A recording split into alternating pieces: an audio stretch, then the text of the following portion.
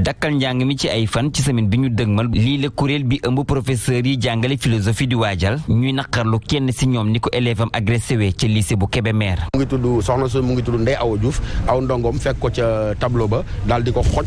ba nee nañ sax yeneen ndongo yi ñoo ñëw matt loxo kële pour mu bàyyi kon nag naroon na ko sax faagagal mu doon loo xam ne métti nañ ko lool. professeur de philosophie am na ñetti fan yoo xam ne ñu ngi koy waajal pour dakkal jàng bi ci wàllu philosophie am na yeneen yoo xam ne tam nañ ko teg. ñi leen di sàkku ñu teg ay daan ci ndoddal élève bu def jëf ju ni mel. responsabilité école ba engagé wu na parce que mënuñ bàyyi koo xam ne nee nañ dafa tàggoog sagoom te dafay exercer violence ñu bàyyi ko ci l'école ba loolu am kon nag ñun dañ koy naqarlu. cib xayma jàngalekat yu jot a dund lu ni mel toll nañ cib ñeent tax ba ñële di interpeller itam kuréel yi yëngu ci àq ak yelleefu doomu aadama yi. man mosuma dégg benn kuréel droit de l'homme di ci wax kon droit de l'homme dafay mel dafa am ñaari nu muy doxee daal maanaam.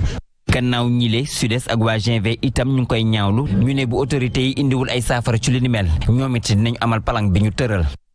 violence bi lee yemul képp ci collège yi ndax ca université Cheikh Anta Diop bu Ndakaaru élection bi ñeel bureau amical yi moom moo indi ñàkk tax jàmm amatul ca biir université ba tax njàng meeg njàngale mi itam amatul ca anam bi mu waree loolee nag étudiant non alignés yi ñoom ñu ngi koy ñaawlu bu baax a baax la ñu bëgg moo di autorités yi nekk ci biir université yi jël ay dogal daal di seppi ñi nga xamante ne ñoom ñoo def li ni mel ñu daal di jël ay daan teg ko ci seen i kaw yooyu la étudiant li ñu bëgg mooy jàmm ak dal delluwaat ci biir université bi taxoon ñu jàkkaarloo woon ak taskatu xibaar yi ñoo ànd ci ak ki ñu dénk seen kàddu Babacar Kane. fii ñun ñëpp dañoo jógee suñu kër yi def ay kilomètres ba ñëw Ndakaaru kon jàng moo ñu fi indi di naqarlu ak di ñaawlu li nga xamante ne mooy acte fi jot a xew buñ demee ba nga xamante ne bii ne étudiant day dugg ci li nga xam ne mooy amphithéâtre fekk professeur bi di dawal kuuram normalement nga ñëw di foxati ay micro am loolu reewande la te nag autorité étatique yi dañoo war a jël ay sanctions à l'égard des étudiants parce que lii laisser aller la y a trop de laisser aller au sein de l'université Anta Diop et que li gars yi war a def mooy il faut assainir le milieu état bi nga xam ne moom moo ko jiite na état bi jël ay matuwaayam jël ay responsabilités am sanctionné raxas milieu bi ñi nga xam ne bokkuñ fi ñu génn c'est ce que man c'est la politique que j'appelle l'université aux étudiants. syndicat autonome de l'enseignement supérieur ñoom tàmbali nañu ci jël ay dogal naka noonee lañ dogal ni njàng meek njàngale mi dañu koy dakkal ba jimmi jamono waaye SAES li ñu nemmeeku moo di condition yi ñu nekk di jàngale ci jamono ji àndul ak seen kaaraange naka noonee ñuy sàkku ci autorité yi ñu daal di seppi itam ñan ñoo def yi ni mel yooyu la jëf bu ko defee ñu jël ay daan teg ko ci seen i kaw ñoo di ceeg Ndeye Khady Thiamtal. ay fan a ngi nii ñu gis nag mu metti lool te tàng foofee ca université Cheikh Anta Diop bu Dakar lu nu mel tax nag ba bureau bu coordination SAES bu Ndakaaru daal di dakkal lépp loo xamante ni ñeel na ay cours foofee ca UCAD ndax ñàkk kaaraange giñ fa nemmeeku muy situation boo xamante ni nag mi ngi tukkee ci élection wu amicale yi nga xam ne ñu ngi koy nemmeeku ci faculté yépp rawatina bu faculté de droit nga xamante ni résultat yi dañ koo mujjee annulé muy violence yoo xamante ni bokk na ca menace de mort ay agression yàq moomeelu nit ñàkke kersa professeur ñàkk teggin goo xamante ne ñu ngi nemmeeku yenn ci ay étudiants di ko teg ci kaw jàngalekat yi bu ñu sukkandikoo ci Abdoulaye Dieng moom coordonnateur bu SAES bu campus Dakar bi nga xamante ni sax nag niki àllarba ji rek yenn ci ay étudiants daal dinañu ko fa caxatee niki noonu ñenn ci ay ñoñom yoo xam ne dañ leen a tere sax seen oto daal di dugg ci biir campus bi SAES di ñaawlu lu ni mel tey sàkku ci autorités yi nag ñu daal di rek situer li nga xamante ni moo di responsabilité yi fësal ñi nga xam ne ñoo def lu ni mel waaye itam teg leen daan yu tolloog ajéye jañu def muy décision yoo xamante ni SAES daal dina ko jël ginnaaw ab réunion d'urgence boo xamante ni jagleel lool nañ ko wàllu wi. dooree ko Abdoulaye Mbow ak professeur philosophie yi sàkku daan bu diis jëmale ko ci élève bi xojoon moom itam jàngalekatam. cette violence si professeur am vraiment war nañ ko xoolaat bu baax lan moo tax d'abord bu ñu xoolee li tax ba ñu gis effectivement ni moom moo am tort war nañu teg ay daan yu diis ci kawam daan yu diis yooyu war ñoo yem rek ci dàq sax élève war nañ ko mën a topp ba nga xam ni ba fa mbaxane doonee benn ngir sanction bi gën a exemplaire dama ne kuy sàkku xam-xam amuloo lenn looy def lu dul yëkkati sab loxo teg ko ci ki lay jox xam-xam defe naa ni xam-xam doo ko mus a am te boobu nekkee ci biir société bi sax violence boobu nga exercer ci ki lay jox xam-xam gi defe naa ni boo moytul di nga ko exercer ci ay citoyens donc ñooñu noonu da leen war a extirper du système éducatif xool naka lañ leen di réorienter xool naka lañ leen defal appui psychologique bu ko jaree ngir ñu mën a doonaat ay nit yu normal parce que ndongo xam nga lu ñu ci xam doon ab taalibe ba pare wéy ci sa ginnaaw ki lay jox xam-xam nga war a mën a sàkku xam-xam ngir mën a jariñ sa askan ngir mën a jariñ sa réew. ndax paasan daan ñi waru woon ñëw sax laataa ñu koo sàkku. comme muy collège beeg université oui ci dafa am cas de figure yoo xam ne mën nga jéem a chercher l'ensemble vraiment il faut poser des questions et cetera mais am na ay attitudes choquantes yoo xam ni il faut d'abord sanctionner ensuite jéem a xool nu ñuy def ak nit bi. il a parlé de poursuite et tout mais saa waay man du ma la jox xam-xam nga di ma ñàkk teggin di ma ñàkk worma ak kersa après nag lu tax léegi gars yi egg ci niveau boobu lu tax boobu nag aussi loolu il faut que ñi ci war a taxaw ci quand vous dévalorisez ki nga xam ni mooy jàngalekat mooy kii est-ce que xam nga benn affaire kilifa yi ñuy seetaan yëpp di ñu déglu j'espère que dinañu ko nangul ki gën ëpp importance ci Sénégal jàngalekat la ñi fi nekk ñëpp sunu maam yu baax yi ñoom Seydi Hadj Malick ak sunu maam Baye ak sunu maam Cheikh Ahmad Bamba ak ñi ci des lu ñu doon def dañ daan jàngalekat dafa am solo ci àdduna ak ci nit ci dëkkuwaay donc il faut que ci sunu système ñu valoriser leen dans le sens où dañuy retrouver seen mythe d'antan bi tant que nag loolu amul moom attitude yi du fi jóg quoi. ci wàllub yoon la ñuy wax ci procès bi ñeel wàllub kàddu yu dul dëgg dox ci diggante Madiambal Diagne ak di kon njiitu groupe de presse Avenir Communication ak Souleymane Teliko di njiitu Union des magistrats du Sénégal. Madiambal Diagne tuuma ya ñu tegoon ci ndoddam dañ ko mujj nangu tax ñu daan ko juróom benni weer yoo xamante ni ñetti weer yi daf koy tëdd kaso waaye nag dina am ndàmpaay yu mu fay kile di Teliko. Verdict bi nag muy avocat yi nekk ci partie civile beeg défense bi ku ci nekk ak jàngat bi nga ci am ñu woon di ceeg Fatimata Diop.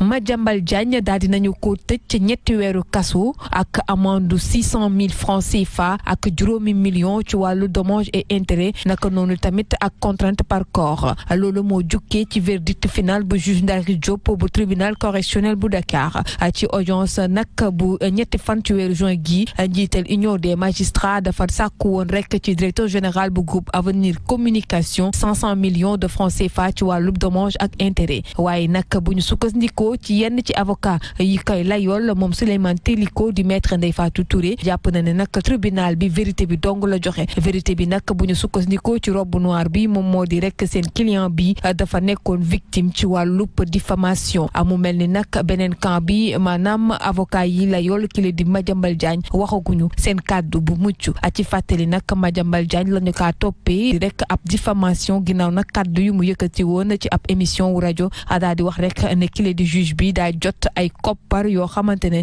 ci mbirub Hissène Habré la woon.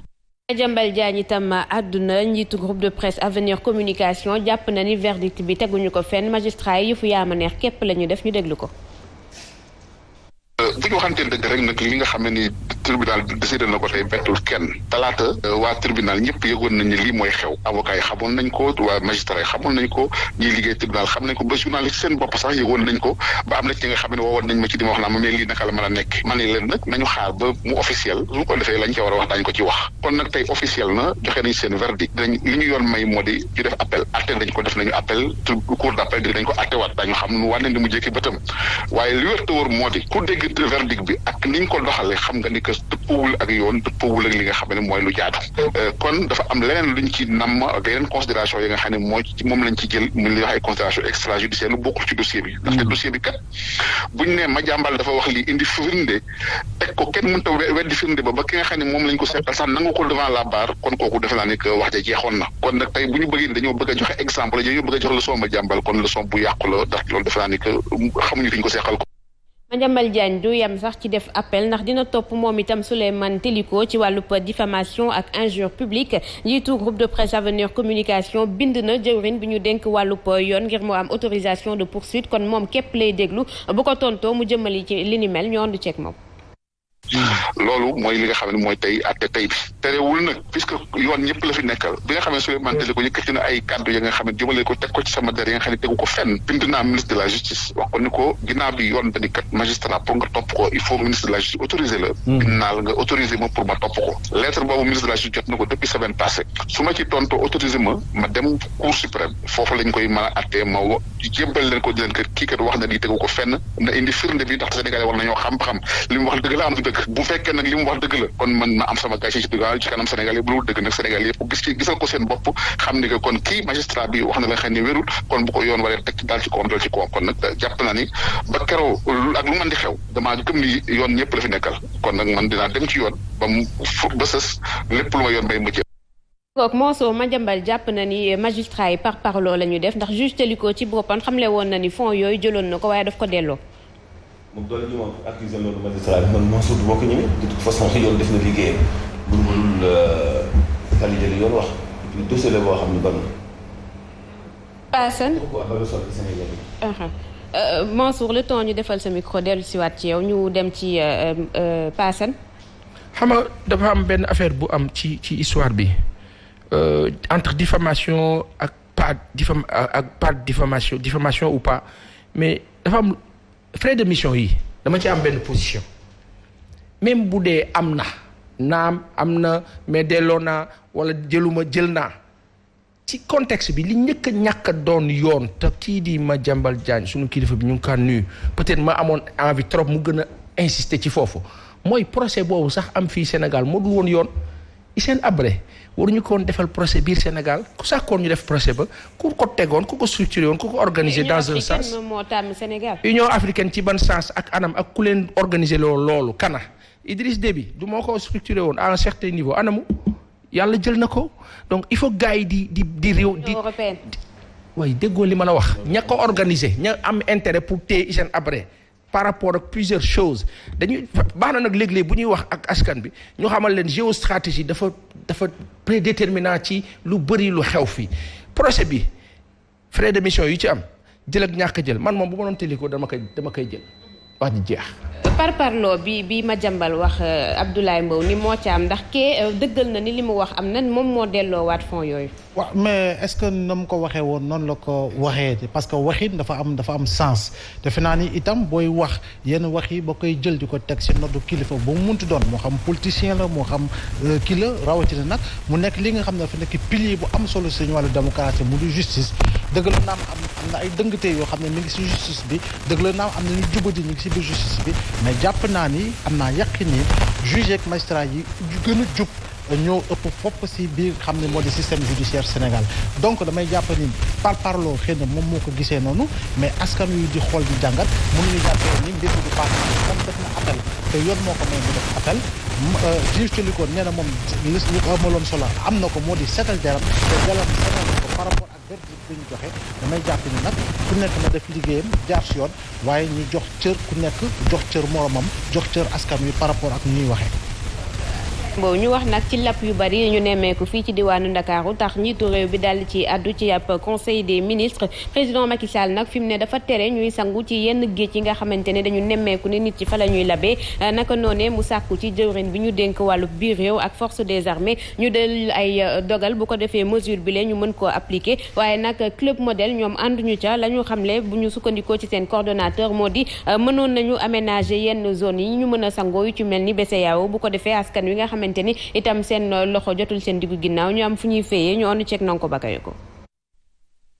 njiitu réew mi sas na jëwriñ bi ñu dénk kaaraange biir réew mi jëwriñ bi ñu dénk l'armée bi ak jëwriñ bi ñu dénk gox-goxaat yi ci ñu jël matuwaay yu war ngir may gët ak wattu kaaraange gi ci plage yi fexe ba kenn dootul sangooti ci plage yi ñuy tere sangum géej bi leen dogal nag li ñu nar a topp mooy wasaare takk der yi ci plage yi ñuy tere waaye lu ni mel du solution bu ñu doyloo association maîtres nageurs yi sauveteurs yi ak surveillants de baignade yi seen njiit Ibrahima Fall mi recensé ci lu yees benn weer fanweer ak juróom benn bakkan yu rot ginnaaw bi ñu labee li ñuy sàkku mooy ñu gën leen a joxe jumtuwaay ngir kaaraangay plage yi bu ñu doyloo Ibrahima Fall mënees naa xàll zone de baignade yoo xam ne nit ñi daañ fa mën a sangu maître nageurs yi di leen may gët naam dëgg la ne ci région bu Dakar sangum géej gi dañ koo tere ci lu ëpp fukki plage yu fi ne club modèle bi amal at bu jot campagne anti noyade àndul ci ñu wasaare ay takk der ci plage yi ndax loolu mënta doon saafara Alioune Sène di sàkku ci kilifa yi ci ñu def comme li am ca plage bu BCEAO te mooy xàll zone yoo xam ne mën nañ faa sangoo ci teewaayu maître nageurs yi ndax looli képp moo mën a dakkal lap yu takkarnaase yi ñu nemmeeku.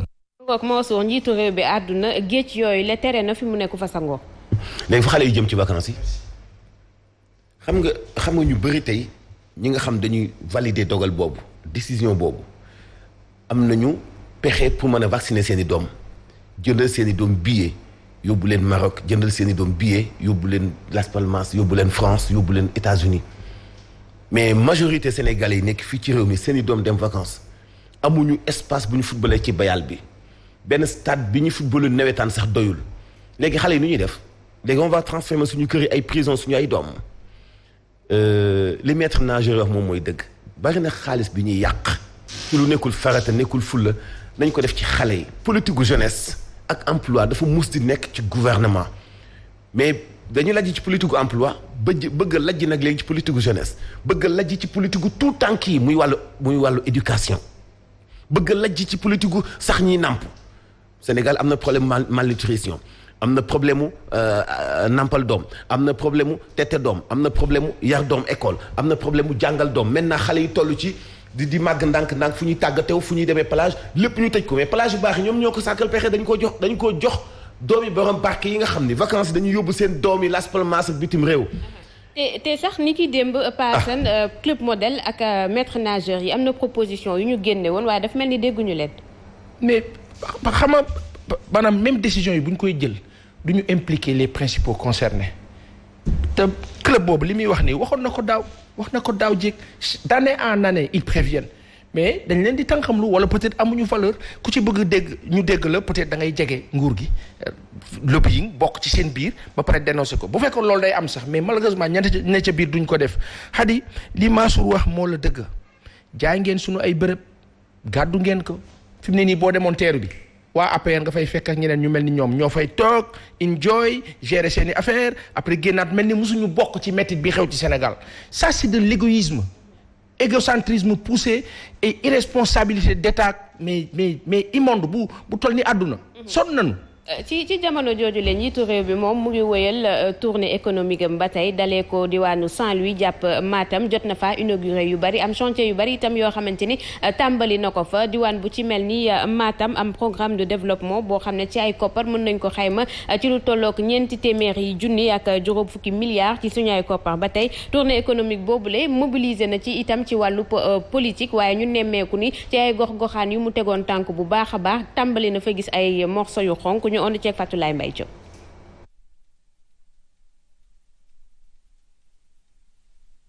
jamono ji mi ngi ci bët gànnaaru réew mi ginnaaw nag ba mu jaaree ci digg réew mi ak nag bët saalumu réew mi moom njiitub réew mi fu mu romb bari nit loolu ci yenn diwaan yi waaye nag mu am mberteel ci yenn diwaan yi nga xam ne nag jot nañ ko fay sànni xeer wala sax mu am ci askan wa ña yor ay brassard rouge ngir daal di koy teeru te moo ne de doon na ay béréb yoo xam ne moom Macky rek foogoon na ne foofu ab titre foncier la waaye nag déception li ci mënti am tournée bi nga xam ne mi ngi ndiroo campagne électorale am na nag ay réalisation yoo xam ne nag doon na ay yu ñu tabax ni ki fële ca Kaffrine ak inauguration bu centre hospitalier régional Thierno Birahim Ndaw ca Matam moom président Macky Sall daal di teg ab programme boo xam ne mi ngi toll nag ci 250 milliards ci sunuy koppar ngir nag wàllu développement région boobule buñ ci dollee ay tabax ya mu inauguré waaye tamit ay chantier yoo xamante ne liggéey ba daal nañ koy tàmbale mën nañu wax ne que bu amee loo xam ne nag baax na ci tournée bi loolu bokk nag li nga xam ne moo jublu ci concrétisation chantier yi nga xamante ne moom président Macky Sall diggoon na ko askan wi nga xam ne yàgg nañ ko xaar ci yenn béréb yi. ci ba tey ci tournée économique bi Linguère ñoom itam ñu ngi waaj a dalal njiitu réew bi ci fukkeelu fan ak juróom-ñeent bu weerub juin lay doon coalition Benno Bokk Yaakaar nag ñoom ñu ngi ci waajtaay bu mag a mag ngir dalal ko ci nekk ci bopp ba di Aly Ngouille Ndiaye maire bu Linguère mi jiite woon sap ak ndaje ngir waajtaay boobule bu ko defee ñu dalal seen njiit bu kon dinañu ci ñëw xëy na ci suñu yeneen édition ba tey ci wàllu tournée yi keneen itam moom mu ngi wëy ci di tibb tànku Macky mu di njiitu gëm sa bopp di Bougane Gueye Dany muy wëyal moom itam tournéem moom mi leen nag dellu si ci inauguration ba président Macky Sall def fële ca diwaanu Matam di ab route latérite moom mi leen nag muy xam ne ni infrastructure boobule jarul woon inauguration bu mag a mag bi nga xamante ne moom la ñu ci def ñu ondu ceeg moom Bougane Gueye Dany. tronçon bii ngeen gis nii gis ngeen doj yu xonq yi lii mooy li Macky Sall nee na moom la ñëw inauguré biir Fouta donc les gens ont raison de dire que Fouta tampi parce que à la limite dañuy caaxaane avenir waa Fouta regardez-moi cette route depuis combien de temps déjà tali bi parewut mais nee na moom daf koy inauguré man benn jàngat laa ci am dafay tàggoo parce que fàttaliku leen Ablaye Wade inauguré woon na aéroport Blaise Diagne fekkewu ko dem na avant aéroport bi pare kon ñun nañu jàppale ak engagement bi waa Fouta am bay wax ne Fouta tampi Fouta loofi daanaka Fouta maayi tali bi nga xam ne moom moo jógee Dabia jëm Bokki Jawe Macky Sall bu fekkee ne tali bii la doon inauguré kon ñun Sénégal war nañu xoolaat suñu bopp. ak njiitu mouvement gëm sa bopp la ñuy des ba tey ndax moom itam cortège am ay ndaw yu APR ñoom ñoo ko cong fële ca Ouro-Fondé département bu Matam la nekk président Macky Sall nag li moo xamle moo di régime bi moom lim leen di woo mooy ay débat d'idées waaye du wàllub violence ñu andi ceeg moom ba tey. suñu cortège dañ ko attaqué à Ouro-Fondé mais nañu xam ne politique yëfi gentleman la ñun gëm sa bopp. duñu ay politiciens et puis woote wuñu violence ñun débat d'idées la ñuy woote ñun ay proposition la ñuy woote ñun xuloo bi ñuy xuloo mooy xuloo bu jëmale Sénégal kanam kenn duñ dugal ci lenn ñàkk fayda waaye li mag mu baax ma waxoon rek xeex moom jarta baril waaye bu jotee rek jox ko àqam ba mu mat sëkk. ci ñoom sax la ñuy daal di des ba tey ndax cortège boobule donte cong nañu ko teewul ñoom ñu ngi wëyal ba tey seen tournée waa mouvement gëm sa bopp ci jamono ji sax jot nañoo def ci gën kaa néew lu tolloog ñeent fukki gox-goxaan diggante kon Matam ak Saint-Louis dañuy dem sax foofu fekk fa Alassane Balde Alassane ñu ngi lay nuyu. maa ngi lay nuyu colonel Tampi. di la fay bu baax a baax yéen a ngi tibb tànk Macky ba tey. alors ñu ngi ci li nga xamante ne mooy tournée tibb tànk bi nga xamante ni Bougane tàmbali na ko depuis altine fii nga xamante ni mooy ci bët gànnaaru réew mi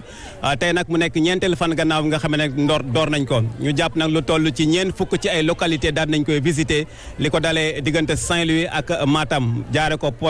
Podor Dagana dem ay dëkk yu bari daanaka yoo xamante ne daal lim ko fii dana jafe lool ci ñun waaye nag ñu jàpp ni kii di président Bougane Gueye Dany nag sol na dalam dem fekk ñi nga xam mooy askan bi ñu bëgg nag ci wàllu boobu ñu fas yéene ànd ak ki nga xamante ne mooy Cheikh Sadibou Diop moom moo nekk porte parole gëm sa bopp mouvement gëm sa bopp ñu bëggoon rek ak moom ñu ànd ak moom def li nga xamante ni mooy bilan d'étape gannaaw bi nga xam ne président tàmbali na Cheikh Sadibou gis nga li ñu jot a dund ban enseignement wala ban bilan ngeen di tiré ci étape yi ñu jot a def. waaw maa ngi leen di sant di leen gërëm di rafetlu seen liggéey waaw comme ni nga ko waxee tournée bi nga xam ni moo tudd tibb tànk ñu tàmbale ko fukki at ak ñett di ko jëmale fukki fan ak juróom-ñeent ci weer bi ñu leen di wax ni que gëm sa bopp jóg na ci ànd ak président Bougane Gueye Dany pour lancer li nga xam ni mooy opération de déconstruction ci li nga xam ni mooy discours président Macky Sall ci boobu dem nañ ci Ndar bañ fa jógee dem nañu Ross Béthio dem nañu Richard Toll dem nañ Dagana dem nañu Ndioum bi nga xam ni nit ñi jàppoon nañ ñi précaré wu APR la wala fief mbaa titre foncier wu APR la loolu doyul tey ñu ngi dugg biir Podor nag biñ fa duggee dem nañu dëkk bu tudd Taïba Ngéyeen biñ fa demee gis ngeen mobilisation bi ci am gis ngeen ni que askan bi wuy si nañu président Bougane Gueye Dany et philosophie ak message yu gëm sa bopp tey ci bët gànnaaru réew mi ñëpp nangu nañ ko te dinañ ko dëgmal jëm ci ba Ourossogui liñ ci jàpp nag mooy am nañ ci ay tolof-tolof ndax am na ay nit ñoo xam ni ñoom bokkuñu ci gëm sa bopp ñi ngi bokk APR song nañ ñu ci dëkk boo xam ni mi ngi tudd Ouro-Fondé waaye gëm sa bopp ak ñi nga xam ni ñoo yore kaaraange président Bougane Gueye Dany dàq nañ leen ba ñu daw dellu muy mbir boo xam ni dañ koy ñaawlu te ñuy wax ñun ñi réew mi ñun ñëpp ñoo ko bokk mën nañu bañ a bokk fi ñu nekk waaye nañu respecté boobu mooy nangul waa gëm sa bopp li ñuy woote te xam ni Fuuta bii ñu dugg tey kenn duñu ko tere tey kenn du ko ñu ko tere ëllëg jàmm nag la ñu woote waaye jàmm boobu ñi ànd ak nguur gi bu nekkee ñoom parewuñu pour dalal réew mi ndax bu ngeen seetloo kaaraange réew mi depuis événement mars yi dafa nasax président Bougane Gueye digal ñu ni nañu wéeru ci li nasaraan di wooyee sens de la responsabilité ba nga xam ne duñ fi wax lenn luy yee fitna wala ñu jëfin fi lépp lenn loo xam ne day yee fitna ñu dellu tamit di ko lancer président Macky Sall ak ñi mu àndal ndax réew mi ñun ñoo ko bokk ku mu neex nga far fi la neex waaye na yar teggin ak respect dox suñu diggante. jërëjëf kon bokk mu nekkoon xadi colonel ki nga xamante ne mooy Cheikh Sadibou Diop def li nga xamante ne mooy bilan bi ñu jàpp ne jamono ji ñi ngi Taïba Ngéyeen bu ñu fa jegee nag daañu wéy li nga xamante ne mooy tournée bi rawat na fi nga xamante ne mooy ci région bu Matam ci fu ñu nekk jamono ji colonel Tampi jërëjëf Alassane Baldé tant pis Abdoulaye Mbow gis nañu ni que violence bi itam dugg na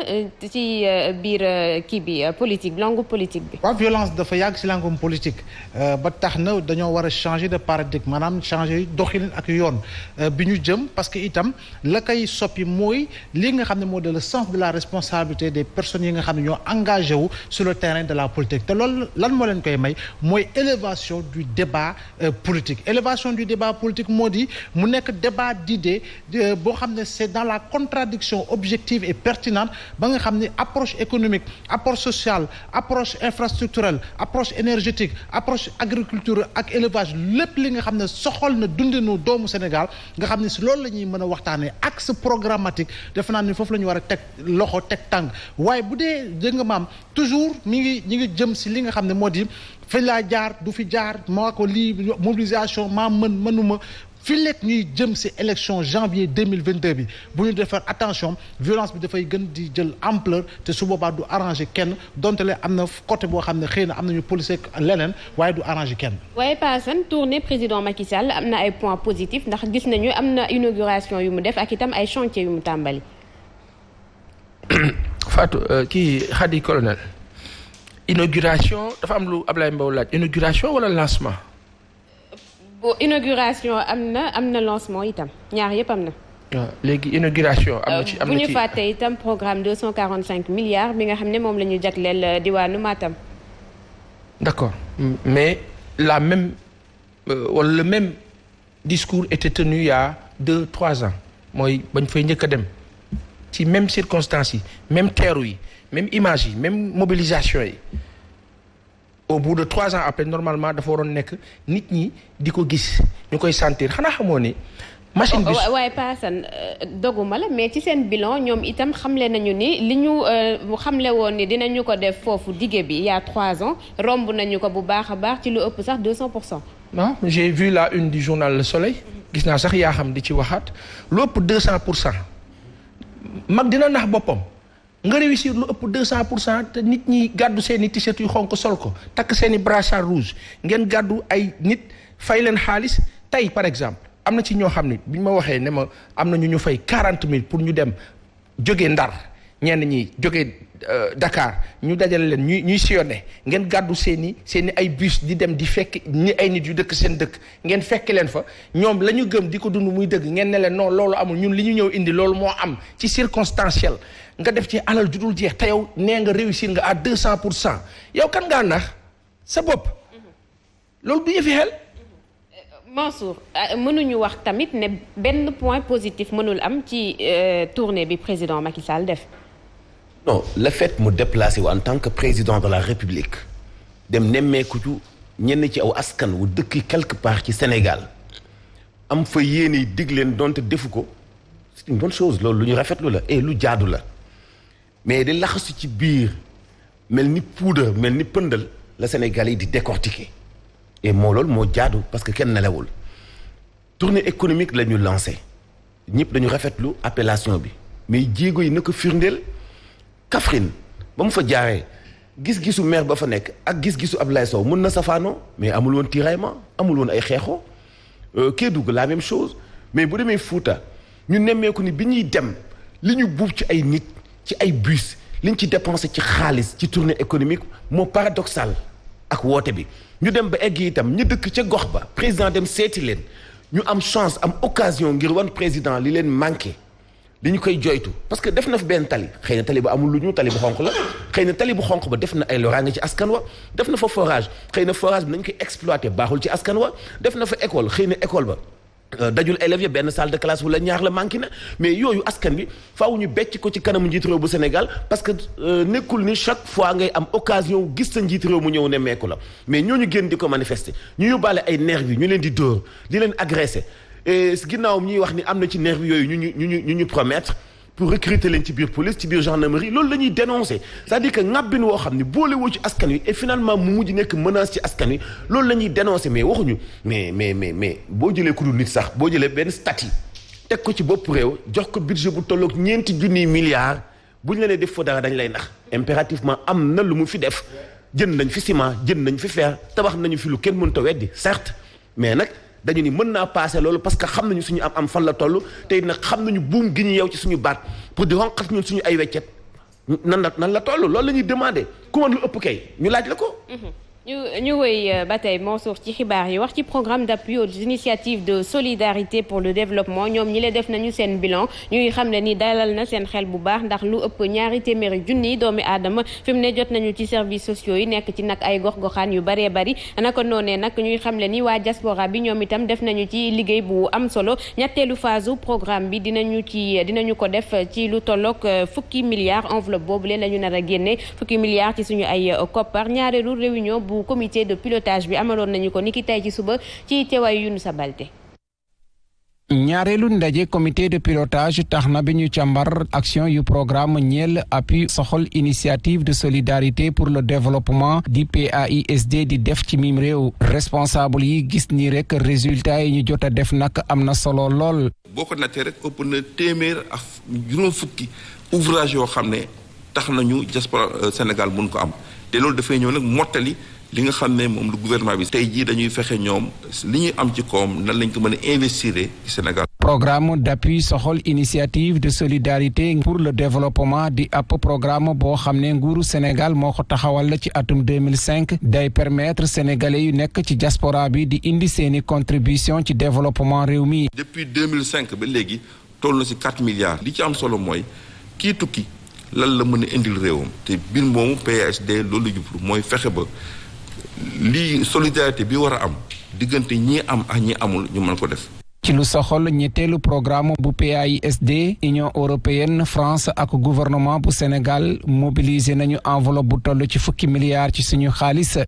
wax ci beneen projet ñeel appui régional à l'initiative pour l'irrigation du Sahel groupe national de partage des connaissances sur l'irrigation teg nañu ko ni ki tey ci suba li ni mel nag boobule projet dina tax ñu aménager ci wàllu irrigation lu tolloog fanweeri hectares ci bassin arachidier bi ak téeméeri hectares ak ñaar fukk ci fleuve Sénégal bi objectif bi nag moo di irriguer lu tolloog 3 junniy hectares ak téeméer ñu ond ceek Adjaratou Aïcha Ñing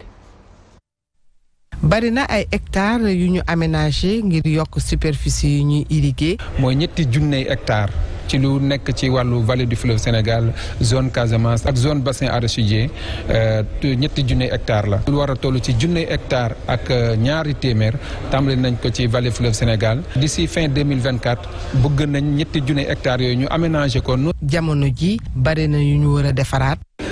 difficulté yooyu je pense que bu ñu ko bëggee dépasser il faut ñu xoolaat suñu stratégie maanaam suñu approche nan la ñu liggéeyee parce que benn projet mënul dem réussir moom dong il faut mu ànd ak acteurs yi yëpp jàppalante pour que maanaam wàllu agriculture mën a nekk une réalité au Sénégal. li ñuy seenu nekk ci yoon. am na financement bu mag buy war a toll ci 10 milliards coopération espagnole moo ko nar a mobiliser. loolu dafa war a nekk ci perspective yi en tout cas convention de crédit bi signé nañ ko ba pare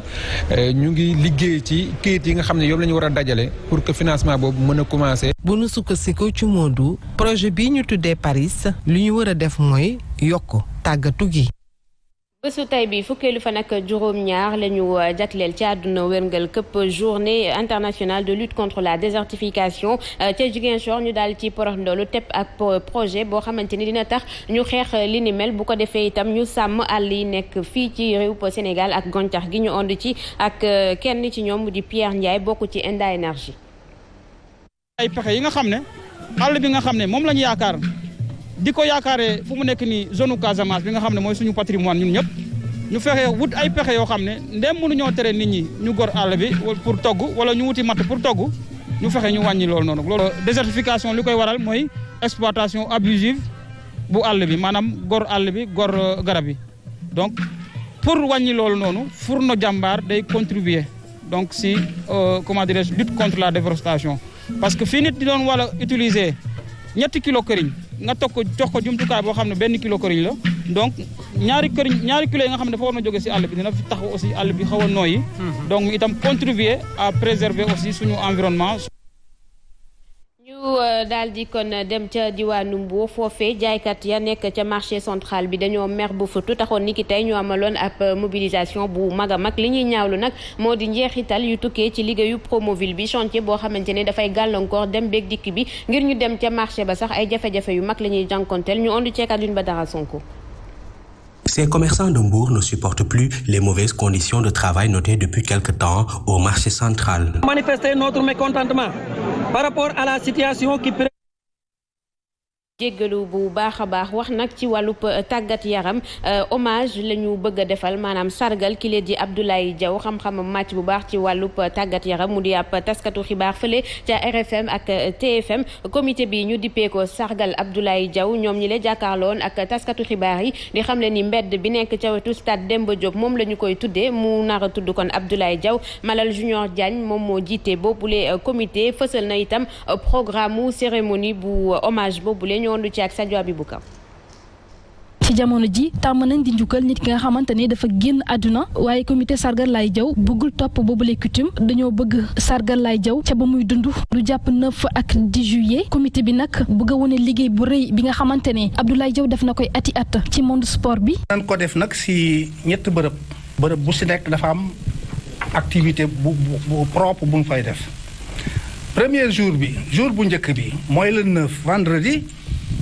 à 10h le matin dina am benn mbedd si Ndakaaru janook stade Demba Diop mbedd moomu mairie bi koy gérer da ko may Ablaye Diaw ajjuma boobu itam si ngoon dinañ def ñett match de gala bu mujj bi nag mooy clou événement bi mooy samedi si la ñuy def hommage bi ñu ngi koy defee CICES si salle bi ñuy wax saalu 4 avril kii di balador africain bi di Sadio Mané moom mooy représenté équipe nationale bu Sénégal ci boobule sargal loolee lépp nag ngir delloo njukkal Abdoulaye Diaw. delloo ko njukkal ci bi muy dund Abdoulaye Mbow. lu am solo la par rapport ak parcours déjà doyen Abdoulaye Diaw surtout si li nga xam ne di wàllu taskatu xibaar daf see nekk idole daf see nekk référence te defe naa ni war nañ ko mën a sargal wéy di ko sargal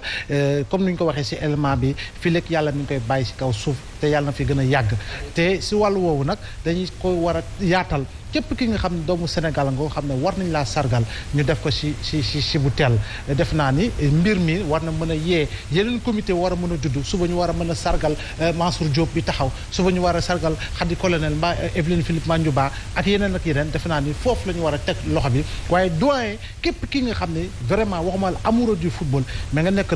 amoureux du sport ou des sports j'allais dire war nga mën a bokk si ñëw ñi nga xam ne dañuy delloo njukkal Abdoulaye Diaw parce que itam à travers sa voix à travers la bande FM il a fait véritablement aimer le sport à beaucoup de générations yoo xam ne xamuñu woon effectivement image yu télé ni muy mel donc si loolu lañu jaaree xam lan mooy football xam lan mooy coupe du monde xam lan mooy coupe d'Afrique fan la Sénégal yem fan la Sénégal dugg ñan ñooy génération yu njëkk ya def naa ne lu am solo la. espérer rek paasan ni match de gala bi dinañu am fu ñu ko defee comme dañoo ñàkk ay infrastructure. waaw loolu de wax dëgg yàlla initiative bu magnifique la macha allah. après je me suis dit ban stade lañ koy defee ak moo neexoon ñu am stade bu baax bu rafet nit ñëpp ñëw mu fees del sunu baay bi taxaw ci diggu rond central te micro waxtaan ak mbooloo mi doon na rafet trop hélas on n'a pas les infrastructures et c'est piteux c'est triste c'est malheureux mais quand même l'initiative est magnifique yàlla na yàlla barkeel kàttanal ñoom malal ba ñu réussir ko comme il faut ak sunu kilifa bi Moustapha Fall Thié mais quand on parle de Abdoulaye Diaw au-delà de l'enseignant damay am benn genre plaisir parce que talent bi mu am xaw nañu manqué tuuti ci wàllu reportage sportif au Sénégal il faut qu'on en ait yu bëri Abdoulaye Diaw yu bëri.